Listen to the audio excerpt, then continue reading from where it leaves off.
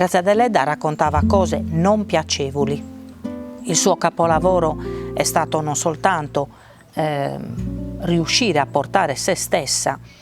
al rango a cui lei di fatto aspirava, naturalmente magari non pensando al Nobel, ma certamente pensando di essere e di poter diventare una scrittrice di fama,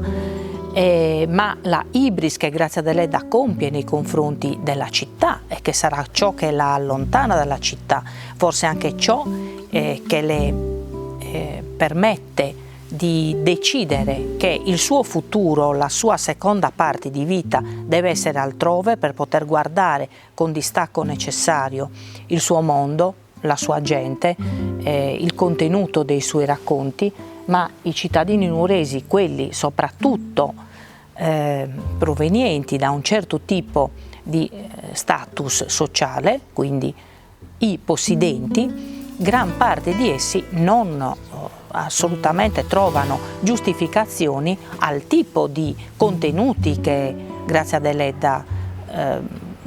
mette in essere nei suoi romanzi, cioè non soltanto si permette di scrivere, ma scrive di noi e parla male di noi e mette in discussione ciò che è la struttura di una società del tempo. Quindi è questo il problema più grande. Certo che Grazia Deledda dà per scontato ciò che non era affatto scontato,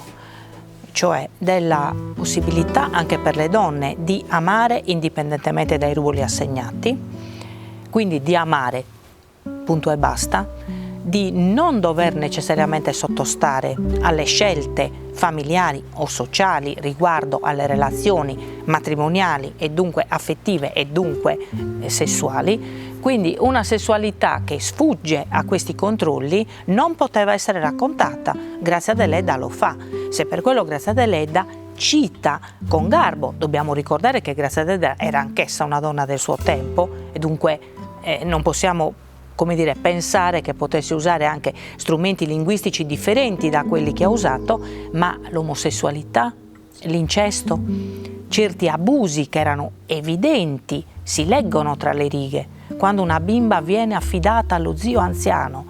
eccetera, non possiamo naturalmente ipotizzare per tutti un abuso sessuale, ma certamente non si può negare che ci fosse un abuso nei confronti della possibilità di un bambino di vivere un'infanzia felice nella sua famiglia, piuttosto che essere l'uccellino in gabbia per tale o tal altro parente, anche donna naturalmente, di famiglia.